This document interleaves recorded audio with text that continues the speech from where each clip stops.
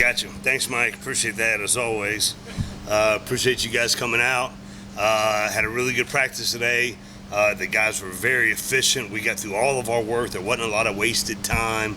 Actually finally got to come up and get changed and everything before the presser, so that was a pretty cool deal. There's all the guys having a sense of urgency, understanding what we do on a Tuesday, teaching the young guys what we do.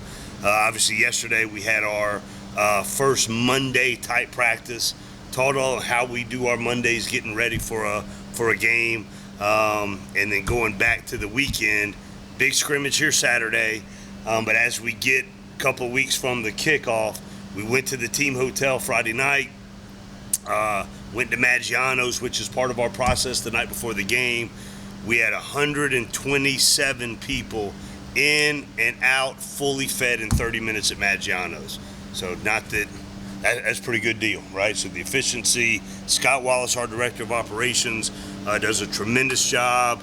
Hotel, special teams meeting, team meeting, and then we had about a 2-hour window before bed check, where typically everywhere I've been, from the time you let them go from special teams team until it's time to start clearing out and going to bed, it's maybe 20% of your team, intermittent here and there, down hanging out at the snack, all those kind of things. At chapel, we might have had 90% of our team stay in its entirety during the snack, during the downtime. Scott Wallace had board games, they had cards, they had Connect Four, we had a chapel service. Somebody found a baby grand piano, and there was about 20 guys around the baby grand piano playing, singing. It was as good a vibe as I've ever been around as a college football coach. That speaks to the leadership in this organization, speaks to the bonds that have been formed, and this is at the tail end of 2.5 weeks of them being in this building 16 hours a day. And just, it's really cool, the leadership in this team, the bonds that have formed on this team, in the positions on both sides of the ball, and then across the whole team as well. Really cool. Then we came out here, we did pregame warm-ups, we did pregame, all of those things. Then we put the ball down and played. Jeff Sims threw, I think, for about $140 and a touchdown. Trad Beatty completed 75% of his balls, knew where to go with the ball, understood the coverage, understands what we're doing, had a touchdown as well. Dante Smith had some really good runs. Jamal Haynes had a 34-yard TD. Adonica Sanders, 11-yard touchdown. Dylan Devaney, big 47-yard, 50-yard completion down the seam. Looked really good. Ryan King, Kyrick McGowan, 2 really good explosive catches. But I thought, and you saw it hopefully on social media, Wanye Thomas had a day. Just from how he approached the entire weekend, how he approached game day, treated it like a game in every single component, and then he went out and was just flying around the field, making plays, getting guys lined up. He had 2 interceptions, had a really good game. Thought Quez Jackson played some really good football. I think he led the team in tackles during the scrimmage. He's a dynamic playmaker, had a big-time interception in the 2-minute end-of-half situation that we did. We practiced going in at halftime, showed them how we do things, in the interim. They handled that well, showed a lot of the young guys a lot of the transfers. David Shanahan, we did some live punting situations for punters and for returners. So it was really David Shanahan's first live American scrimmage situation punting. I thought he did it really well. Brent Somagli was 2 for 2 on field goals. And then Jude Kelly made a 49-yarder and a 45-yarder, which is really, really good. His development throughout has been really, really impressive. Then I just shared the news with the guys because not all of them saw it. Big shout out to Nate Cottrell last night. 3 catches, 36 yards for the Jacksonville Jaguars. 2-point conversion. TD had 2 catches. Tyler Davis had 2 catches. Just so proud of them and how they represent us. And I think over the last week, Todd Stansberry got notoriety, well-deserved, for the most admired CEO in Atlanta, one of them. And then Nell Fortner, the Metro Coach of the Year. just what she is, what she means to our institution, what she means to our athletic department. She is just an amazing lady to be around, and I think from Todd's perspective, how he set up this athletic department is we all know each other, we all get along, we all pull for each other. That doesn't happen everywhere. But under Todd Stansberry's leadership and the people that we have in this organization that bond with each other, pull for each other, our sports get to see each other in and out the facility. It's a really good setup, and I'm just proud to be here with such amazing people. So, questions? Rob? Are there any positives that you took away from this camp that perhaps you didn't see in the first few years? Well, I mean, the biggest thing is last year, I mean, it was stay away from each other, get away, leave the building, don't be close to each other. That's all we did for basically, 11 months last year, and I'm including spring ball because we had to be that way throughout the spring as well. How the guys, the maturity in this locker room, the maturity in this program, seeing big picture, protecting themselves, protecting each other, and then being around each other. It's so nice to be back in team meetings, have the conversations that build our culture, that build our program, to highlight the positive things our guys do on the practice field, and you can do it in real time now. And it's just a mature group. It's a focused group. There's just a demeanor and a vibe that's really good. Now we've got to get ready 2 Saturdays from now to play at a really, really high level. But just even out there today on a Tuesday practice, the first one that's really been, here's what we do on Tuesday. We're out of camp mode, and the way they handled it, the maturity, the efficiency, and the really good work was really, really positive. Kelly?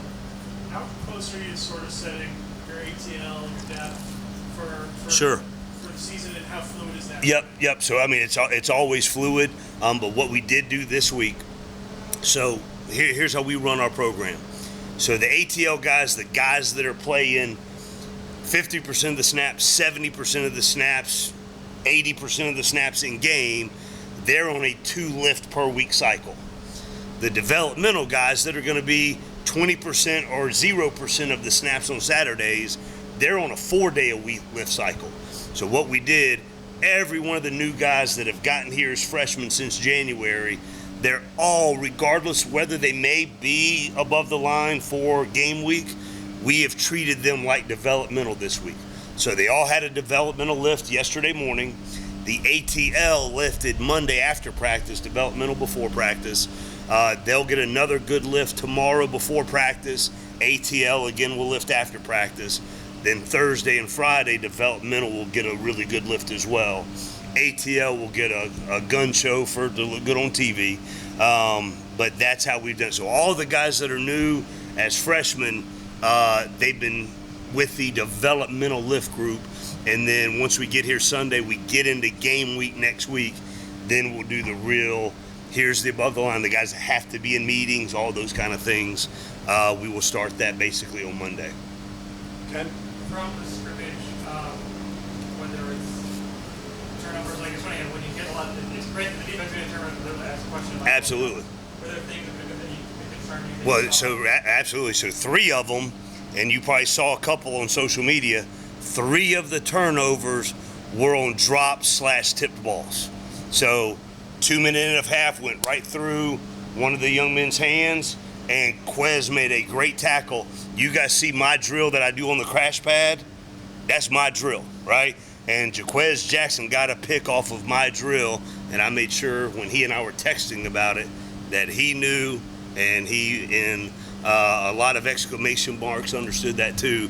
But there were 3 turnovers that were based off of either drops or tipped balls by the offense, not necessarily just bad reads or risky throws or anything like that. So catch the ball, possess the ball, play good situational football, stand out. And I forgot to mention this, and I know I've been hard on our guys about penalties.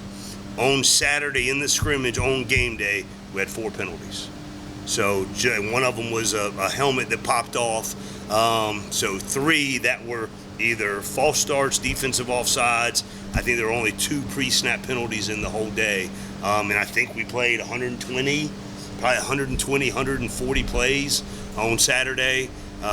So just the focus, and we still, every single day, it's a battle to make sure we're dialed in, we're focused, we're not hurting ourselves in the penalty game and in the turnover battle as well. And I think Andrew Thacker and our defensive staff have done a great job. I know that's in our DNA, but everything that they've been preaching for 2 years, you see it almost every single day at practice. They're coming in circle punch, they're coming in using all the techniques that they're teaching on a play-to-play basis. And that's, I think 3 years ago, we led the country in takeaways. We led the country in defensive touchdowns. So just getting that thing to happen is practice, and it's got to show up on game days. Patrick. Coach, you mentioned both Brent and Jude Kelly kicking well. Would that be a week-to-week competition going forward? Everything's a week-to-week competition. Everything we do is a week-to-week competition. And they've done a great job. Brent has been just a really good presence in the room. His maturity, his focus, his process, he has incrementally made that room so much better. And he's just a confident kid, ridiculously strong leg, really good accuracy. He's really close. He's gotten really close with Cade Long and Austin Kent, who are his snapper and his holder. They've got a really good thing going, and just proud of the development of the guys that are returning, but so glad Brent is part of our program. And I got to imagine he's going to be one of the top kickers in America. I'm glad he's here. Rob, the linebacker group lost Curry. Yep. Bring in Ace. Yep. There's a couple other guys up maybe have a big say this year. Absolutely. What about Charlie Thomas? Yeah, I think Charlie, who he has developed into over the last 2 years, the man that he's turned himself into has been impressive. His focus, his demeanor, his attitude, his consistency on a daily basis. I mean, he's just, if you just look at, like, the other day, I think it was Friday maybe. No, it was Monday. It was yesterday. It was Monday. Charlie Thomas, Jordan Dominic. You know, I always go around and ask guys for their feedback and what they think about this, or what do they think about this process. How can we get better in this area? Charlie Thomas, Jordan Dominic were standing right there. I had a really in-depth, high-level conversation about something that affects everybody in this organization. I trusted their opinion. It was well thought out, how they've matured, how they can see the big picture of how this thing works is very impressive. But just Charlie is a big-time playmaker. And him, Jaquez Jackson, who I talked about earlier, Ace, Demetrius Knight being back at that position, that four is a really good linebacker core. And then you add Trinilius Tatum, and I think if you ask anybody in this organization who's one of the top young players that is coming along in this program, Trinilius would be one of the first that anybody would talk about. And then you add Taylor McCauley, who provides us depth and does a really good job being able to play Mike, being able to play Will. And then Kaya Wright, Katavian Franks, two young guys that are still new to the position, but have both just grown tremendously with Coach Thacker in the program. Kelly? I know you don't like talking about injuries, just anything coming out of camp. Guys get banged up, obviously. Sure. Yeah, I think for the most part we're doing really good. And I think Mark Smith, Patrick Driscoll, our entire sports medicine staff, the interns, the student assistants have done a tremendous job with the level of care of our guys.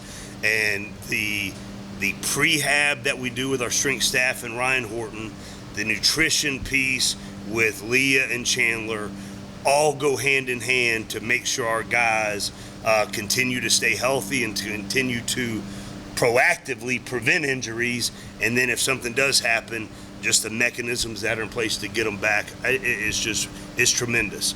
And I'm proud of our guys for just taking all the things that we give them and apply them so they can stay healthy and safe.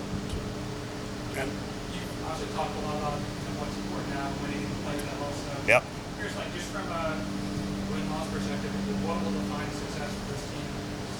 Every single day we show up focused, dialed in, play ridiculously hard, consistent standard of effort, consistent standard of performance. We've got some really good players. We've got some really good coaches. We just got to put it all together and focus every single day to be really, really good, and we got a chance to be. We'll have time for a couple more. I guess kind of what your thoughts is obviously growing alliance with the Big Ten, Pac-12, getting an opportunity to maybe play some of those schools up in green lanes, that kind of thing. Is that something you're in favor of? I don't really know too much about it, to be honest with you. There's really two things that I know. I know the inner workings day in and day out of Georgia Tech football. All day, every day. I know everything that's happened with every one of our guys, coaches, where we're going as a program. I know what's happening with Geoff Collins. I know what's happening with Astrid Collins. Every now and then I get to watch an episode or two of Bluey with my daughter, and that's a hit. So if it's not Georgia Tech football and stealing 20, 30 minutes watching Bluey with Astrid, I don't know too much about it, but I'm sure the powers that be will do a really good job of positioning it to make it good for all the student athletes.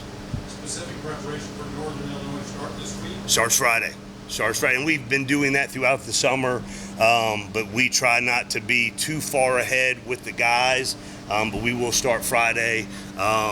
We've been throwing things in that are base schemes, both sides, and some carryover in some certain periods without our guys really knowing it, just the base things. But Friday we will start that in its entirety. That'll be the pure focus starting Friday. Rod, go ahead and wrap this up. What adjustments has Shanahan had to go through to get ready for his first game? Yeah, I mean, it's everything, right? It's everything. It's the timing. So when we first started, the operation time wasn't quite as fast as we needed it to be. But here's the biggest thing that he brings to this organization.